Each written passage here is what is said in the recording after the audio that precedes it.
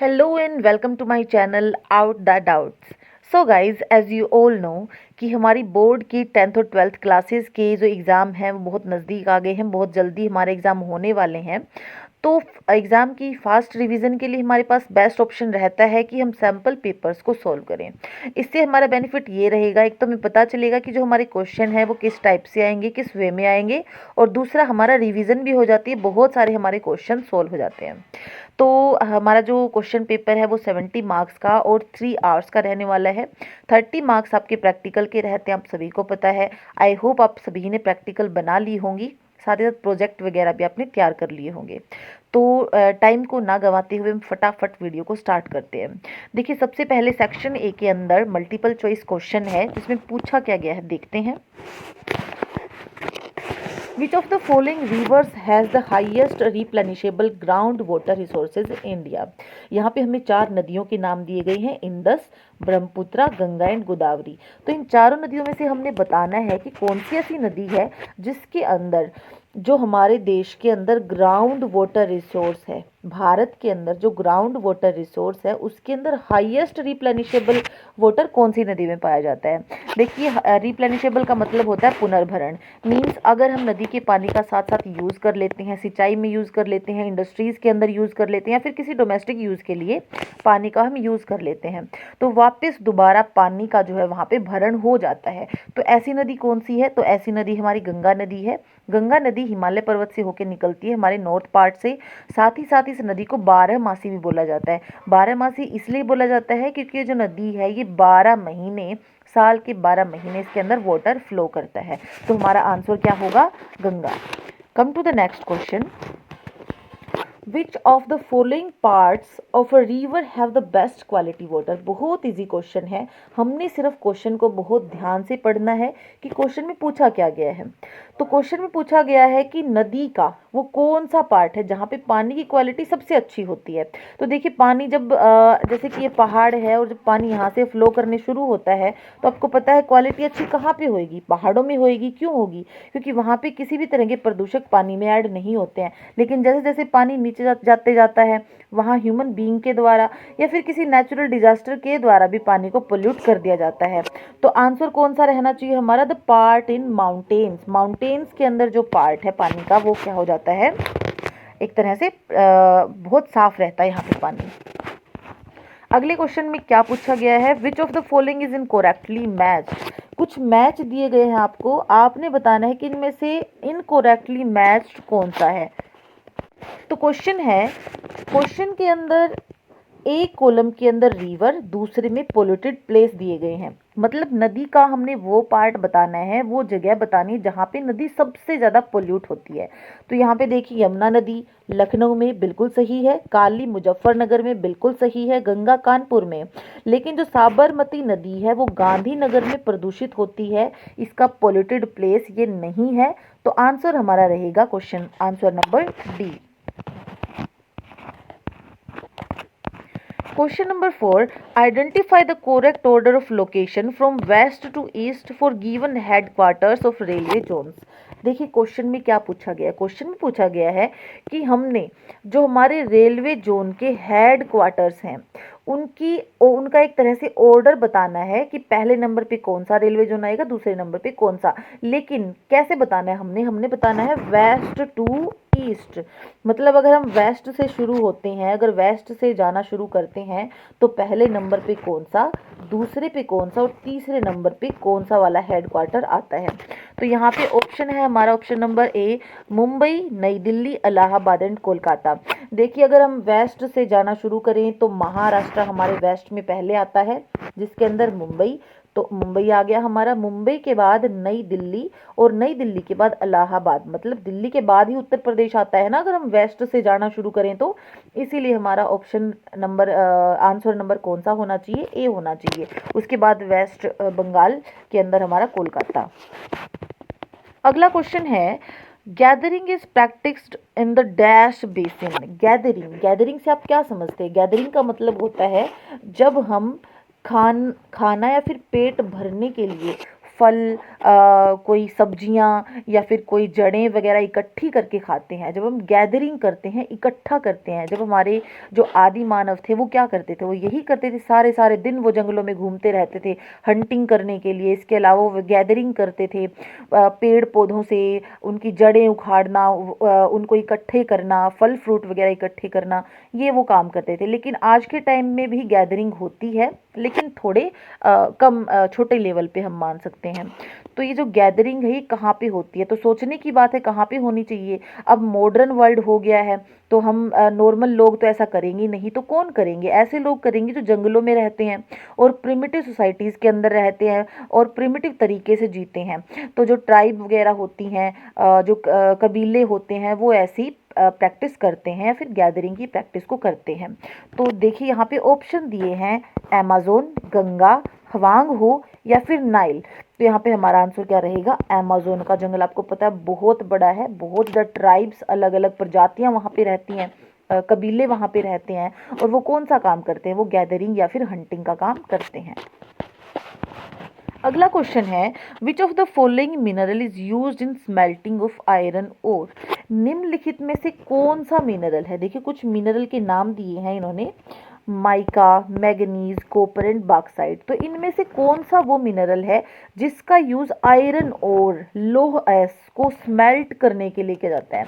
मतलब जब अगर हमने लौह अयस्क को पिघलाना है तो कौन से मिनरल का यूज करेंगे, तो मैग्नीज का यूज करेंगे। तो आंसर हमारा रहेगा B, manganese. Question number 7, arrange the following region given below in order of decreasing density of their population. देखिए क्वेश्चन को ध्यान से पढ़ना है। क्वेश्चन में क्या पूछा है, नीचे हमें दिए गए हैं कुछ नाम, कुछ एरियाज के नाम दिए गए हैं, या फिर हम कह सकते हैं यहाँ पे कुछ महाद्वीपों के नाम दिए गए हैं, north America, Asia, Europe and Africa.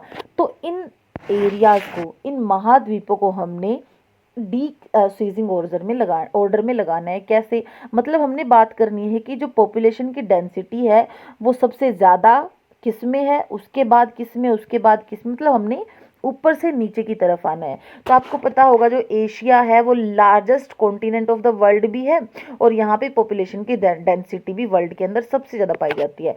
तो ऑप्शन नंबर 2 हमारे ऑप्शन में देखिए कहाँ पे है, पहले नंबर पे, तो सी में ऐसा है। उसके सबसे पहले एशिया, एशिया के बाद हमारा अफ्रीका, और अफ्रीका के बाद हमारा यूरोप, और यूरोप के बाद लास्ट में हमारा नॉर्थ अमेरिका का नाम आता है, क्योंकि नॉर्थ अमेरिका के अंदर जो डेंसिटी है, पॉपुलेशन की जो डेंसिटी है वो बहुत कम है।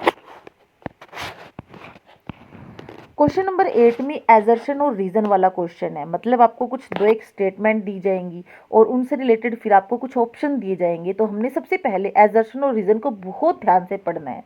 सबसे पहले हमारा जो एजर्शन है उसमें बोला गया है, barter system promoted trade and was easy to manage, कि जो बार्टर सिस्टम है ना वो ट्रेड को प्रमोट करता है, साथ ही साथ मैनेज करने में भी इजी होता है। कहने का मतलब ये है कि बार्टर सिस्टम होता क्या है, बार्टर सिस्टम का मतलब होता है वस्तु के बदले वस्तु लेना या देना। अगर मुझे कोई चीज़ चाहिए है, कोई वस्तु चाहिए है, तो उसके बदले में पहले मुझे उस वस्तु ही देनी पड़ेगी। जैसे पहले टाइम में हमारे जो दादे परदादे होते थे वो क्या करते थे, अगर उनको सब्जियां खरीदनी है तो वो गेहूँ दे देते थे सब्जियों वाले को, है ना। इसके अलावा अगर किसी को गेहूं की ज़रूरत है और उसके पास बाजरा है, तो वो ऐसा व्यक्ति ढूंढेगा ना जिसके पास गेहूं अवेलेबल हो और जिसको बाजरे की भी ज़रूरत हो। तो क्या आपको लगता है कि जो बार्टर सिस्टम है वो इजी टू मैनेज है, मैनेज करने में इजी है, या फिर ट्रेडिंग इसमें बहुत आसानी से होती है? तो बिल्कुल भी नहीं। तो हमारी जो एजर्शन है वो तो बिल्कुल बिल्कुल रॉन्ग है। अगला हमारा जो रीज़न है, in primitive societies it was easy to found someone who need same commodities as one needed to exchange. जो हमारी प्रिमिटिव सोसाइटीज़ थी उसके अंदर बहुत आसान था किसी ऐसे व्यक्ति को ढूंढना जिसको सेम चीज़ की ज़रूरत है जो आपके पास है, और उसके पास सेम वो चीज़ है जिसकी आपको ज़रूरत है। तो क्या ये इजी था? तो ये जो स्टेटमेंट है ये भी बिल्कुल गलत है। तो हम ऐसा ऑप्शन ढूंढेंगे जिसके अंदर इन दोनों को गलत बताया गया है। तो ऐसा ऑप्शन कौन सा है? हमारा option number D, both assertion and reason are incorrect. दोनों ही एजर्शन और रीजन क्या है? इनकोरेक्ट है। अगला क्वेश्चन है, which of the following schools of thought attributed the current social problem to development of capitalism. ये हमारा चैप्टर नंबर 1 का क्वेश्चन है। जिसके अंदर पूछा हमने वहाँ पे उस चैप्टर के अंदर स्कूल ऑफ थॉट पढ़े थे। तो इनमें से कौन सा स्कूल ऑफ थॉट है जो कि कैपिटलिज्म की डेवलपमेंट के कारण करंट सोशल प्रॉब्लम को क्रिएट करने की बात करता है? तो देखिए रेडिकल स्कूल इसका आंसर रहेगा। Question number 10, which of the following is not a सब फील्ड ऑफ सोशल ज्योग्राफी? देखिए हमने बताना है कि हमारा जो सोशल ज्योग्राफी है, जिसको हम सामाजिक ज्योग्राफी बोलते हैं, सामाजिक भूगोल बोलते हैं, तो सामाजिक भूगोल का कौन सा सब फील्ड इनमें से नहीं है? तो हमने पढ़े हैं अच्छे तरीके से, हमने हमारी सामाजिक भूगोल के सब फील्ड को पढ़ा है। तो उसके अंदर कौन सा है जो इसका पार्ट नहीं है? तो देखिए जो मिलिट्री ज्योग्राफी है वो हमारे सोशल ज्योग्राफी का पार्ट नहीं है। इसमें आप देख के, आप वर्ड को पढ़ के भी अपने आइडिया लगा सकते हो कि ये इसका पार्ट नहीं हो सकता। जैसे कि बिहेवियर ज्योग्राफी बिल्कुल सामाजिक उसमें होनी चाहिए, जेंडर ज्योग्राफी होनी चाहिए, ज्योग्राफी ऑफ लेजर भी होनी चाहिए, लेकिन मिलिट्री ज्योग्राफी का कोई काम नहीं है सोशल ज्योग्राफी के अंदर। अगला क्वेश्चन है which of the following pairs is correctly matched?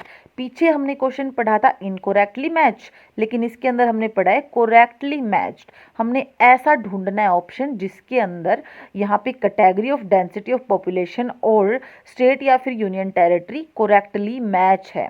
जैसे कि सबसे पहले ऑप्शन ए में स्टेट विद हाईएस्ट डेंसिटी, ऐसा स्टेट जिसके अंदर डेंसिटी ज़्यादा पाई जाती है। तो यहाँ पे आंसर में वेस्ट बंगाल है। आपको पता होगा बिहार की डेंसिटी सबसे हाईएस्ट है। बिहार के अंदर 1102 व्यक्ति प्रति वर्ग किलोमीटर में रहते हैं, है ना। तो वेस्ट बंगाल का नाम तो दूसरे नंबर पे आता है। इट मीन्स हाईएस्ट में तो वेस्ट बंगाल आएगा नहीं, तो ये वाला ऑप्शन हमारा हो जाता है गलत। स्टेट विद लो डेंसिटी, ऐसा स्टेट जिसके अंदर डेंसिटी लो पाई जाती है। उत्तर प्रदेश का नाम दिया गया, बिल्कुल भी नहीं। उत्तर प्रदेश के अंदर जनसंख्या सबसे ज़्यादा पाई जाती है। डेंसिटी की अगर हम बात करें तो वो लो में नहीं आती। लो में कौन आता है? सिक्किम आता है। तो यहाँ पे ये वाला ऑप्शन भी हमारा हो जाता है गलत। स्टेट विद मॉडरेट डेंसिटी, देखिए हमने जब हम डेंसिटी के बारे में पढ़ा था तो हमने स्टेट्स के अलग अलग नाम पढ़े थे कि कौन सा स्टेट मॉडरेट में आता है, कौन सा हाईएस्ट में आता है, कौन सा लो में आता है। तो उसके अंदर हमने पढ़ा था कि जो असम है, असम वो जो है वो मॉडरेट डेंसिटी में आता है। तो हमारा आंसर रहेगा सी। और जो union territory with highest density, तो दमन एंड दीव तो बिल्कुल नहीं है। यहाँ पे कौन आता है? हमारा दिल्ली का नाम यहाँ पे आना चाहिए था। ठीक है, तो ये हमारा ऑप्शन नंबर सी जो होता है वो सही आंसर हो जाता है। Who gave the term conurbation? अब यहाँ पे पूछा गया है जो टर्म है ना कोन्यूर्बेशन, उसको किसने दिया? तो देखिए यहाँ पे हमारा आंसर रहेगा जो पैट्रिक गैडेस हैं, उन्होंने टर्म जो है कोन्यूर्बेशन उसको दिया है। क्वेश्चन नंबर 13, एजर्शन और रीजन वाला क्वेश्चन है। ये भी हमने बहुत ध्यान से पढ़ना है। पहले एजर्शन को पढ़ेंगे, देखिए क्या पूछा गया है। Railway are most suited for large volume bulky material over short distance, कि जो रेलवे है ना वो बहुत ज़्यादा सूट करते हैं large volume and bulky material, मतलब भारी और जो बड़ी उसका सामान होता है उसको लाने ले जाने में जो रेलवे हैं वो सूटेड है, मतलब बहुत हेल्पफुल हैं। और दूर की, अगर हमें बहुत दूर जाना है, ओवर डिस्टेंस हमने जाना है, तो रेलवे हेल्पफुल है। तो ये वाली जो हमारी एजर्शन है तो बिल्कुल सही है। रेलवे का यूज़ हमने पढ़ा था तो बिल्कुल ऐसे ही होता है। रीज़न में क्या पूछा गया है, देखिए railway networks are well developed and can reach hinterlands. देखिए जो हमारे रेलवे का जो नेटवर्क है वो बहुत वेल डेवलप्ड है और कैन रीच हिंटरलैंड्स। हिंटरलैंड मतलब जो पृष्ठभूमियाँ होती हैं, एक जगह से दूसरी जगह पे हमारा रेलवे नेटवर्क आपको पता है पहुंच जाता है। State to state, country to country आपको देखने को मिलता है। तो ये वाली स्टेटमेंट भी क्या हो जाती है? सही हो जाती है। तो यहाँ पे अगर हम बात करें हमारे क्वेश्चन नंबर 13 की, देखिए क्वेश्चन के अंदर जो हमारा एजर्शन है सिर्फ वो सही है। क्यों? क्योंकि हम पूरे वर्ल्ड के बारे में बात कर रहे हैं। तो वर्ल्ड के अंदर हर एक कंट्री के अंदर तो ऐसा नहीं है ना कि नेटवर्क जो है वेल डेवलप्ड हो। तो जो हमारा रीज़न है वो गलत है, सिर्फ हमारा एजर्शन यहाँ पे सही है। Question number 14, consider the following statements and choose the correct answer. देखिए हमने कुछ स्टेटमेंट को पढ़ना है और एक करेक्ट आंसर को चूज करना है। पहली जो हमारी स्टेटमेंट वो क्या है? Rearing is today practised at the subsistence of और कमर्शियल लेवल। क्या कह रहा है? रियरिंग, रियरिंग का मतलब क्या होता है? पालना। किसको? पशुओं को पालना। जो पशु पाले जाते हैं उसको आज के टाइम में प्रैक्टिस किया जाता है सब्सिस्टेंस लेवल पे भी और कॉमर्शियल लेवल पे भी। सब्सिस्टेंस का मतलब क्या होता है? जब हम पशु पालते हैं अपने जीवन निर्वाह के लिए, सिर्फ अपने यूज़ के लिए, पशुओं से जो प्रोडक्ट हमें मिलता है उसका यूज़ हम खुद ब खुद कर लेते हैं, वो तो सब्सिस्टेंस हो गया। कॉमर्शियल का मतलब क्या होता है? जब हम इस प्रोडक्ट का यूज़ बेचने के लिए करते हैं, ट्रेड के लिए करते हैं। तो आज के टाइम में दोनों तरह का होता है। तो हमारी जो स्टेटमेंट 1 है वो बिल्कुल सही है। स्टेटमेंट नंबर 2 हमारी क्या कहती है? Animal rearing depends upon the geographical factors and level of technological development. Animal rearing जो है ना वो डिपेंड करती है ज्योग्राफिकल फैक्टर के ऊपर। ज्योग्राफिकल फैक्टर मतलब जिस एरिया में आप रहते हो वहाँ का ज्योग्राफिकली अगर हम वहाँ पे देखें तो किस टाइप के आप एरिया में रहते हो। आप पहाड़ी एरिया में रहते हो या फिर आप किसी मैदानी भाग में रहते हो, ठीक है, आपका जो एरिया है वो कैसा है, वहाँ पे रिसोर्सेज कितनी मात्रा में अवेलेबल हैं।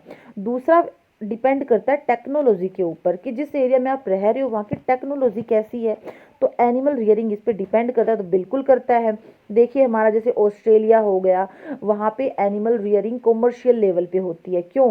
क्योंकि वहाँ पे एक तरह से टेक्नोलॉजी उनके पास बहुत अच्छी है। वहाँ पे पशुओं का जो काम है वो सारा मशीनों के द्वारा किया जाता है। लेकिन हमारे इंडिया के अंदर क्या होता है? एक आधी ही जगह आपको ऐसी मिलेंगी जहाँ पे मशीनों से सारा काम होता है। लगभग तो ह्यूमन लेबर लगा होता है ना इस काम के अंदर भी। तो ये जो दोनों ही स्टेटमेंट क्या हैं वो सही हैं। तो आंसर क्या होगा हमारा? Both the statements are correct.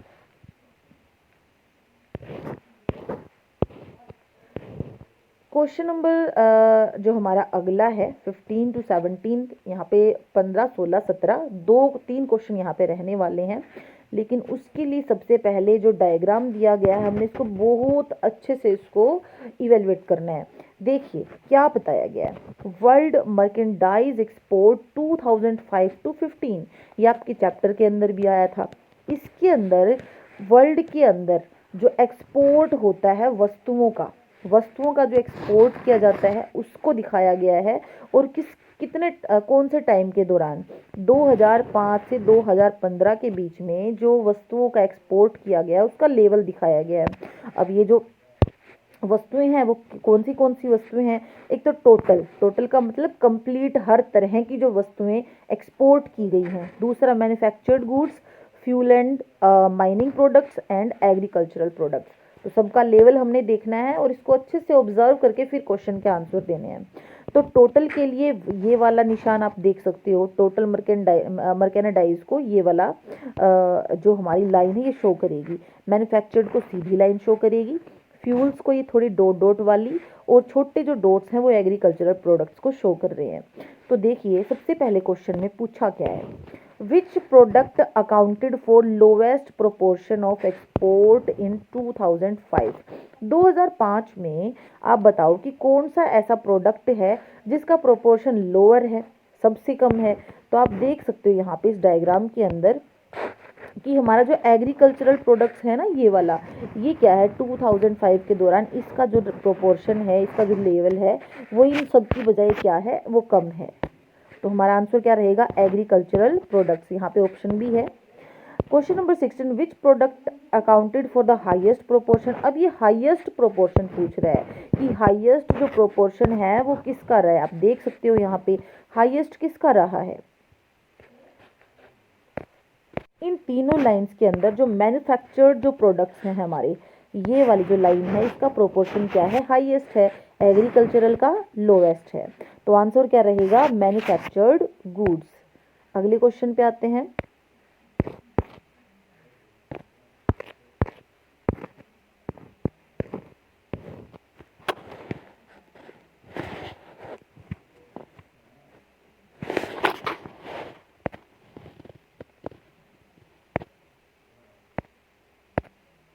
देखिए क्वेश्चन है कि when value of import is more than the value of export of a country it is known as. ये कॉमन क्वेश्चन है और हमने खुद के दिमाग को यूज करना है। ये कह रहा है कि इंपोर्ट मतलब आयात अगर मोर ज़्यादा है किससे?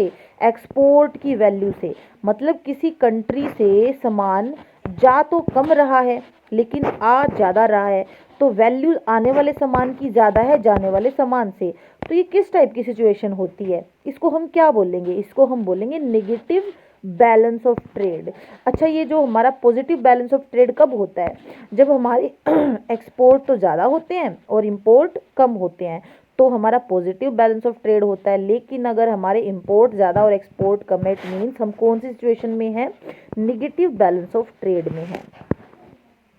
क्वेश्चन नंबर 18 के अंदर सेक्शन बी में आपको एक पैराग्राफ दिया गया है, उसको बहुत अच्छे से पढ़ना है और पढ़ने के बाद हमने आंसर देने हैं। तो मैं आपको ये पैराग्राफ नेक्स्ट वीडियो में पढ़ाऊंगी, वीडियो बहुत लंबा हो जाएगा, इसीलिए मैं कोशिश करूंगी कि छोटे छोटे वीडियोस में सैम्पल पेपर को डिवाइड करके आपको सैम्पल पेपर को कंप्लीट करवाऊं। देखिए, वीडियो अगर पसंद आया तो प्लीज़ वीडियो को लाइक और चैनल को सब्सक्राइब ज़रूर करें। Thank you.